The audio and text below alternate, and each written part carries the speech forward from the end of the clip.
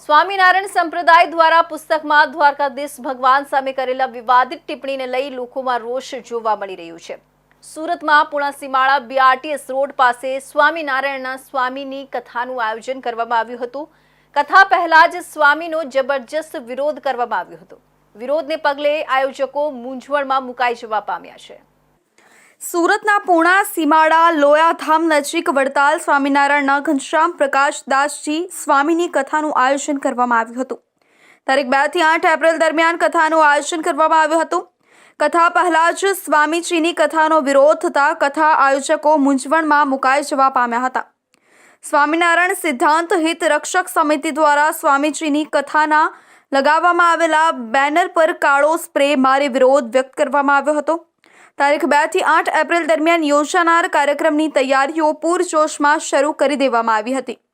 સ્વામીજીનો વિરોધ થતા આયોજકો મૂંઝવણમાં મુકાઈ જવા પામ્યા છે। અત્રે ઉલ્લેખનીય છે કે દ્વારકાધીશ ભગવાન પર સ્વામિનારાયણ સંપ્રદાય બહાર પાડેલા પુસ્તકમાં વિવાદિત ટિપ્પણી કરવામાં આવી છે, જેને લઈ સાધુ સંતો તેમજ હિન્દુ સંગઠનોમાં રોષ જોવા મળી રહ્યો છે। દ્વારકા ખાતે દ્વારકાધીશ મંદિરના પૂજારી તેમજ સમસ્ત ગુગડી બ્રાહ્મણ 505 અને હિન્દુ સંગઠનોએ વિશાળ રેલી યોજી હતી।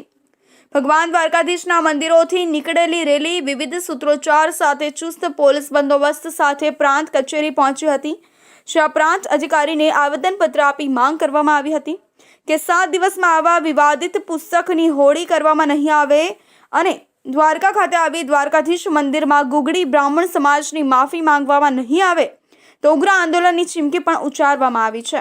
પુસ્તકમાં લખવામાં આવ્યું છે કે સ્વામી મારા કુટુંબીઓ કુસંગી છે અને દ્વારિકાની યાત્રાએ જવાનું કહે છે, તેનું મારે કેમ કરવું? ત્યાં મને ભગવાન દર્શન આપશે?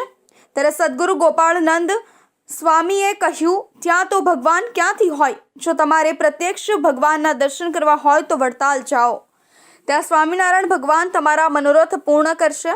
સ્વામીની અનુમતિ લઈ આવા સાહેબ નીકળ્યા તો ખરા, પણ સગા વહાલા જે કુસંગી હતા તેમણે દ્વારિકા જવા માટે ખૂબ ટંટો કરી આગ્રહ કર્યો। છેવટે તેમણે દ્વારિકા તરફ પ્રયાણ કર્યું।